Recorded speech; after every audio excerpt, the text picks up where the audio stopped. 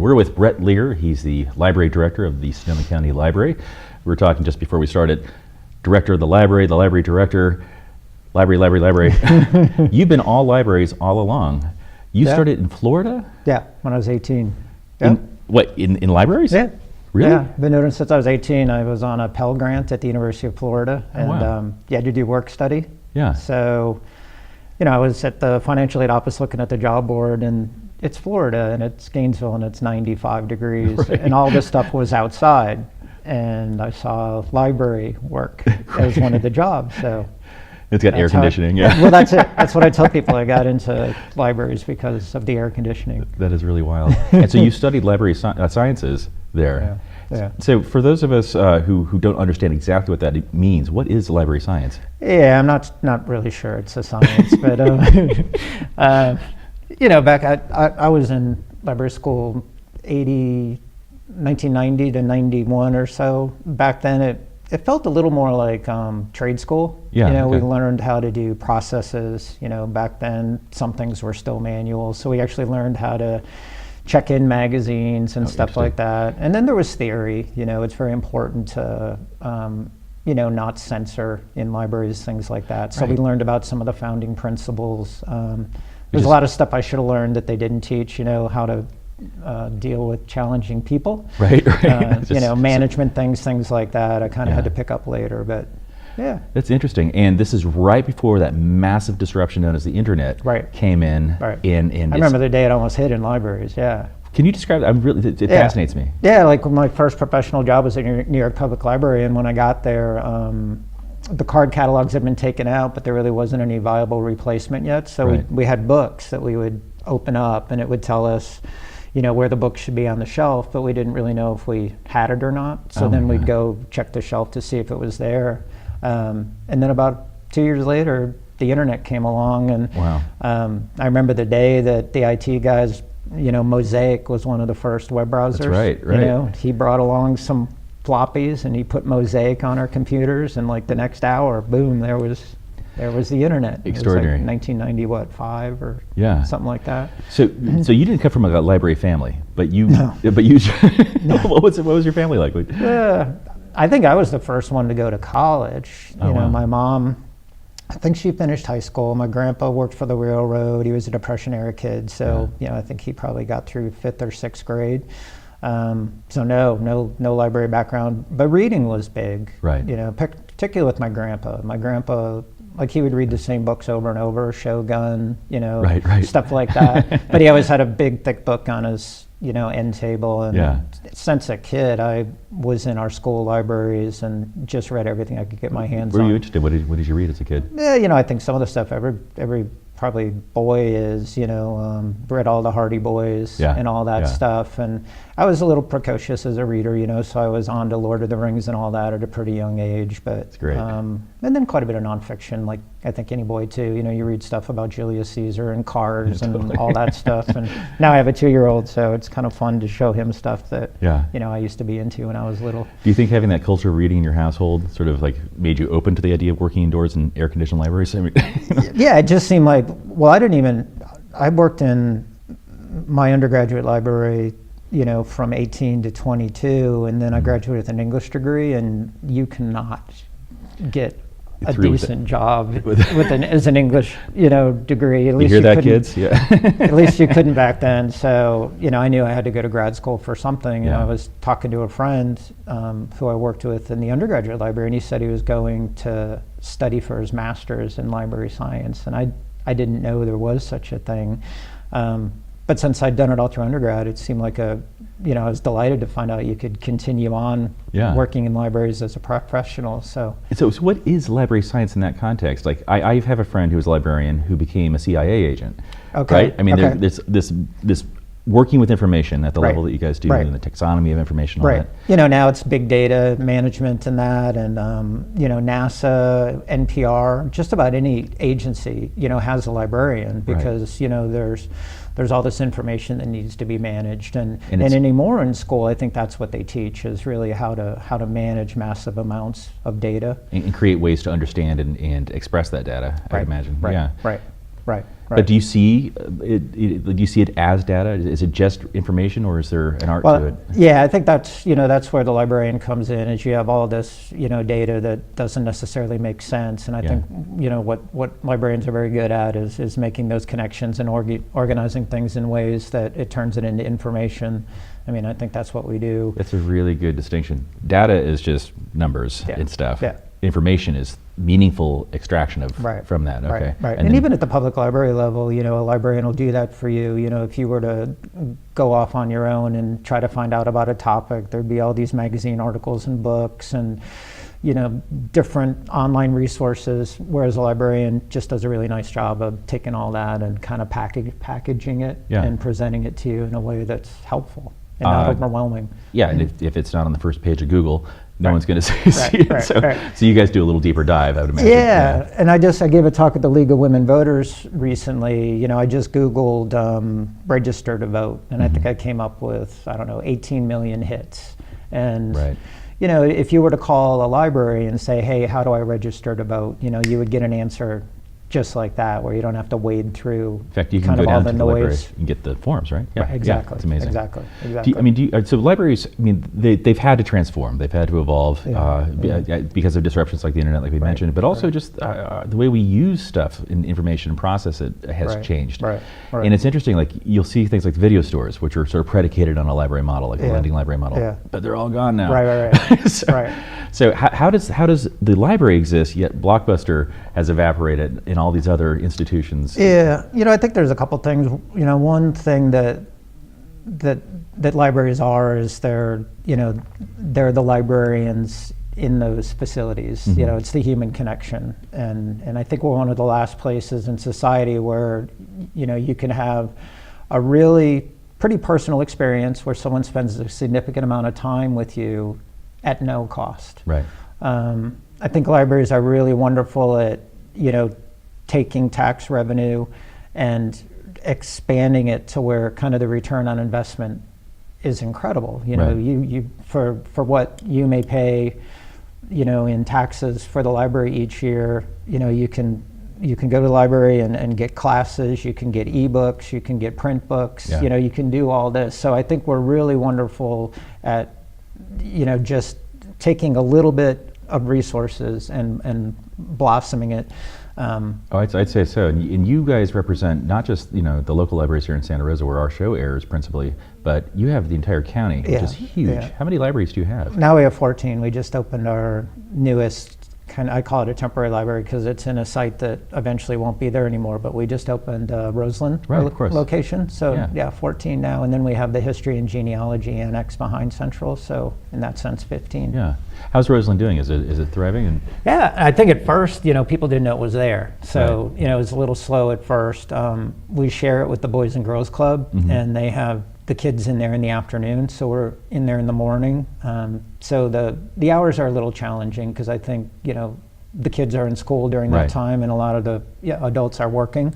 But each month the use picks up, and people are delighted that we're there. I mean, when I go out and talk about it, people clap and thank us for bringing library services to Roseland, and I'm just thrilled that we were able to kind of swing that. I think that's great. Does the Bookmobile still exist? Now the Bookmobile, that's run through our library foundation, and it does exist. I lose track of where it goes week to week. But yeah, it's still out there as well, providing service. Yep. Let's go get that truck, man. Drive around. Yeah, totally. Yeah, I've done a few ride-alongs with Brett Lear. With Brett Lear, the library director of the Sonoma County Library. We'll be right back.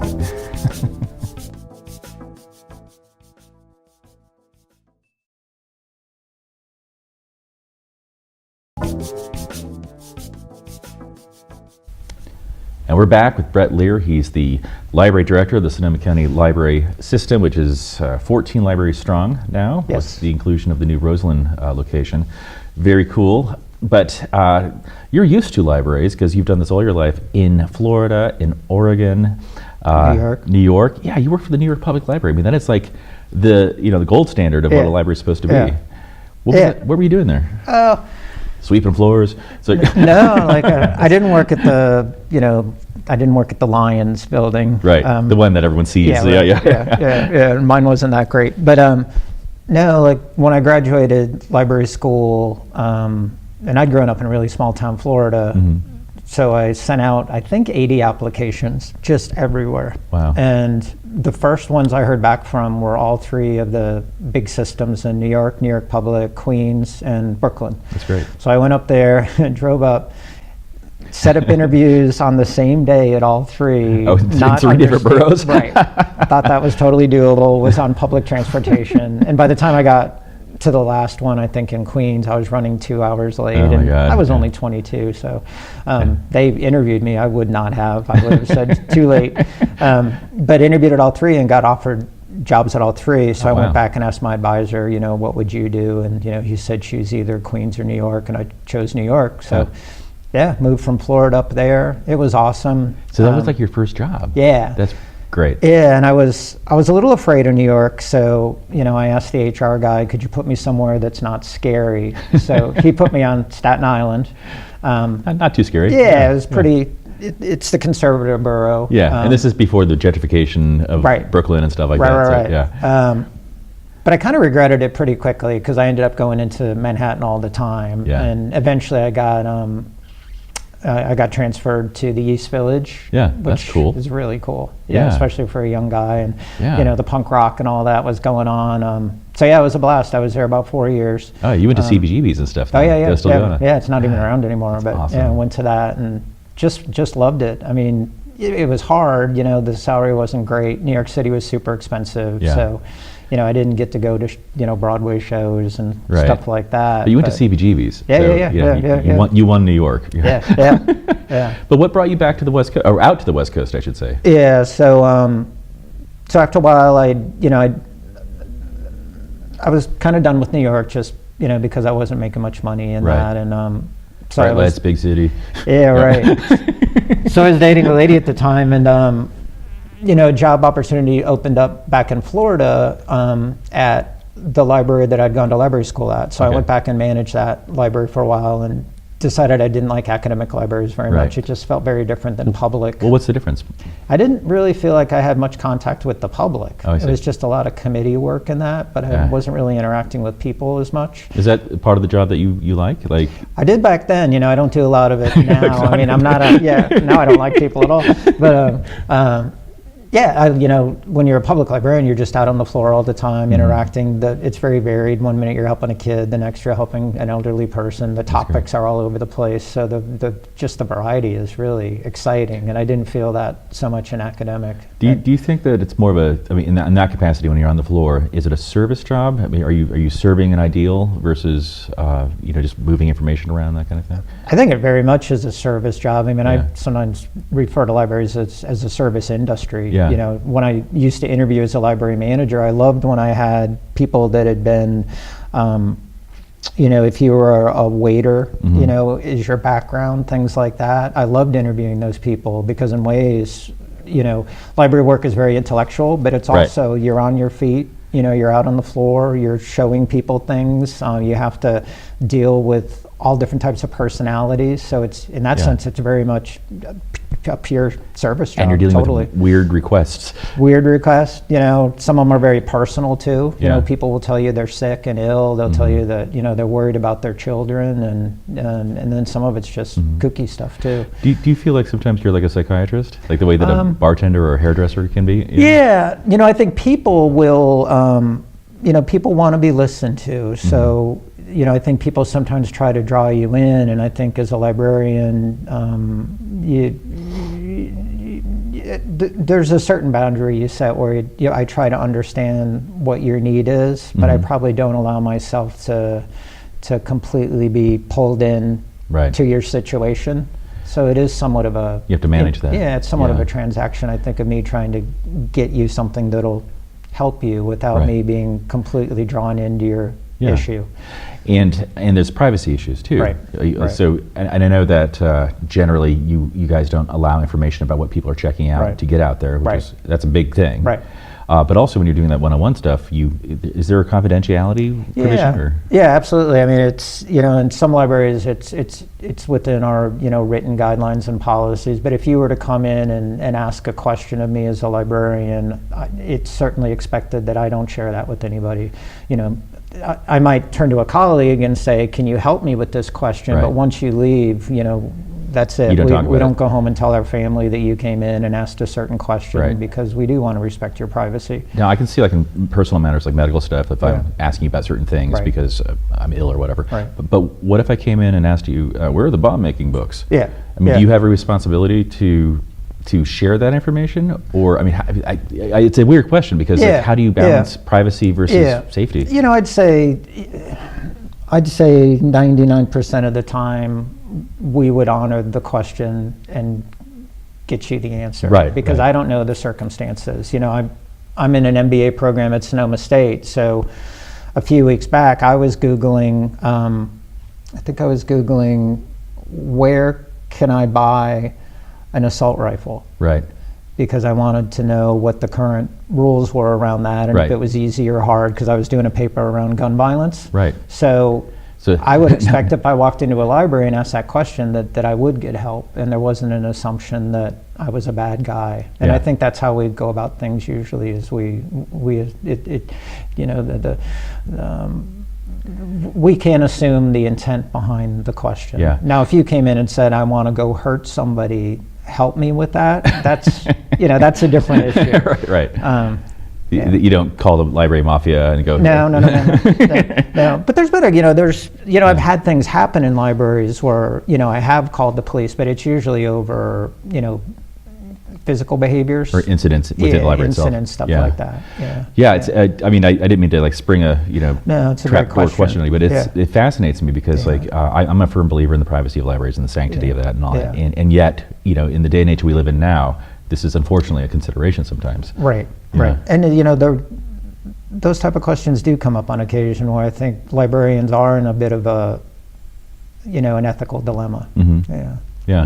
And that's why you go to library school. Right. And it's totally true. I mean, that some of those classes that I took early on in the library program, they were about, freedom of speech and, struggling with, I remember one example was, there was a photography book that we looked at in class, and it was nude photographs of children, and the professor said, should this be on a library shelf? So they did try to teach us to work through some of these difficult issues. Yeah, that's interesting. Oh, wow. Hey, we're talking with Brett Lear. He's the library director of the Sonoma County Library. Fascinating stuff. We'll come back in a second here and continue the conversation.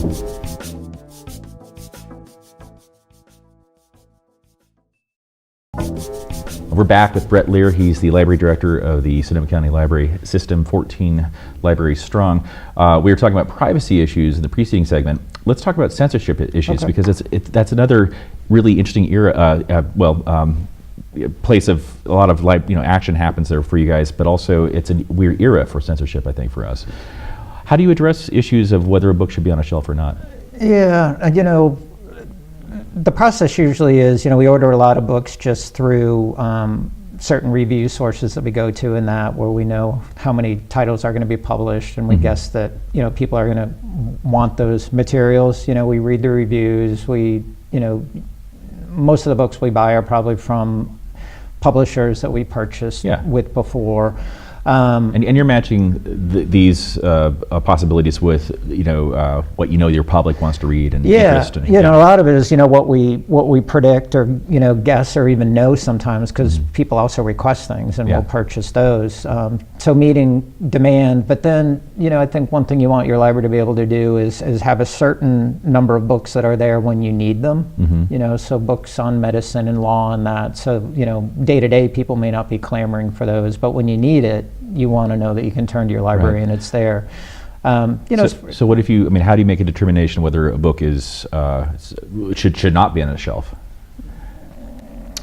It wouldn't be because the content's provocative. That probably if anything, that's a good thing, because it's going to probably be of interest to somebody. Right. I'd say quality is probably, there's been titles over the years that had caused a hubbub in libraries, and sometimes it was just because the content was debunked or proven to be, bad information. Right. And those are probably some of the more difficult decisions to make, because you still may have people that still want to read the book. Right. And then do you keep something on the shelf that is Inaccurate. factually inaccurate?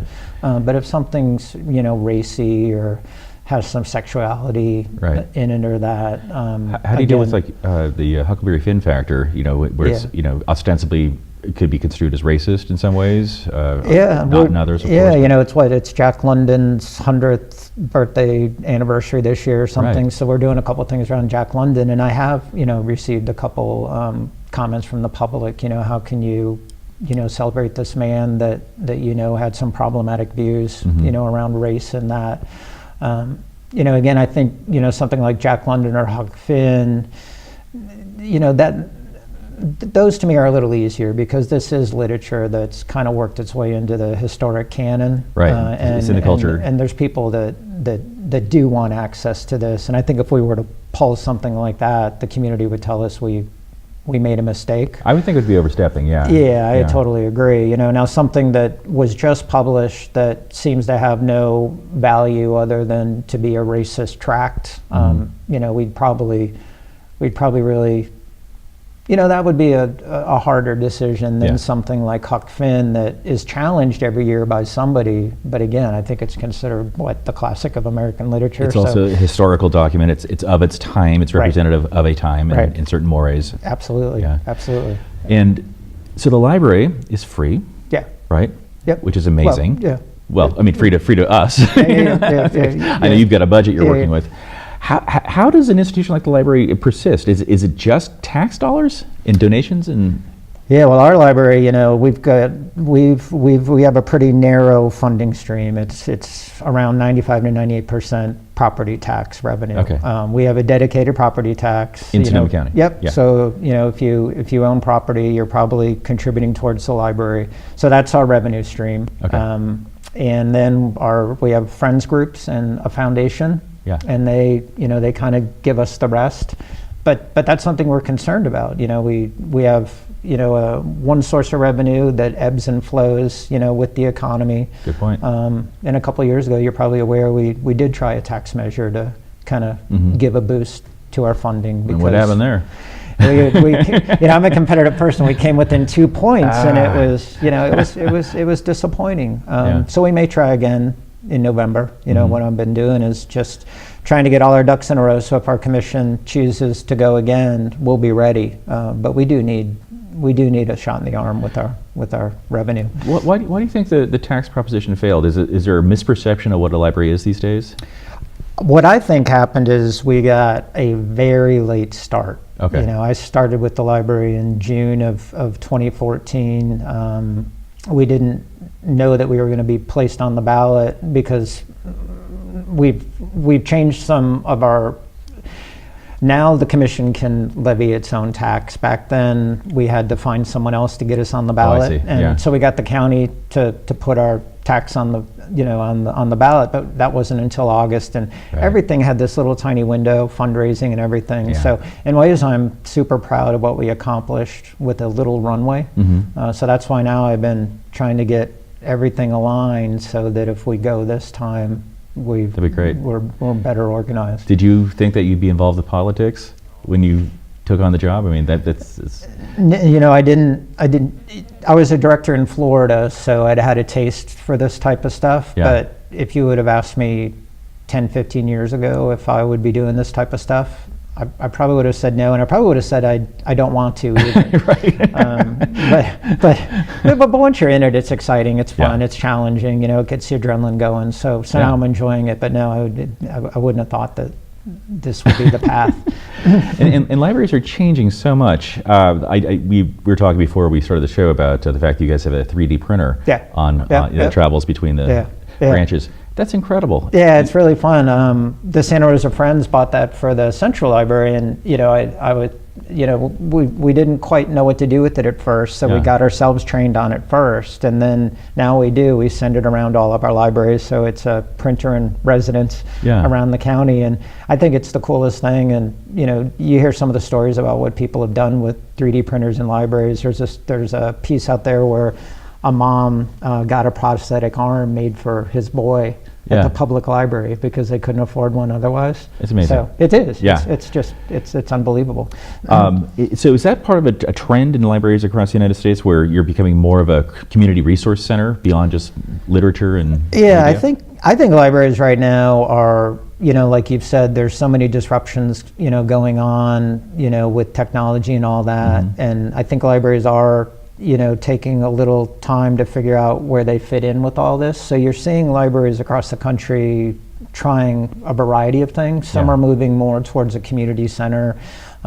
Maker spaces are popping up in some libraries. To me, that makes sense because in a library now, you can come in and read about how to make something, and then you can transition to actually doing it at the same place. And I think that's pretty neat. That's very exciting. Yeah. Is that kind of your long-term vision to invoke some of that kind of activity? I'm definitely interested in it. I do believe that our residents should have a voice in where we go with our services. So that's something that I know that CMedia partnered with the library to try some of this at the Roseland Library, and it was very successful. Our spring video camp, it was great. Yeah. So it's certainly a path that I'd be happy to go down. If I was. Let's do it. Yeah, let's do it. Yeah. No, it is exciting. I see a natural sort of coming together, with our institutions, of course, but just generally like hub spaces for entrepreneurs and it's. Yeah. I moved here from Berkeley, right, and there's a lot of that activity happening there, and I can see the first permutations beginning to take place in Sonoma County. Yeah, and just even having technology that. Like in Florida, we opened what we call it an idea lab, and my idea was that, anymore, there are certain industries have gone away, and now people learn that they have to have certain skills to even be employable. And if you do get hired somewhere, you might need, AutoCAD or something that is out of reach for you financially. If you're a kid and you want to, go to film school, you might not have the technology at home to make a short that you can submit, to a school. So, I think we can really bridge the gap in a lot of ways around technology, just to, allow workers and students in that just to, I guess, keep pace with what's expected of them anymore. I think it's great. I think that's, well, we should continue this conversation. So Brett Lear, he's the library director of the Sonoma County Library. Thanks for coming in. Yeah, thank you. We'll pick this up again. Thank you. It's good stuff. Yeah.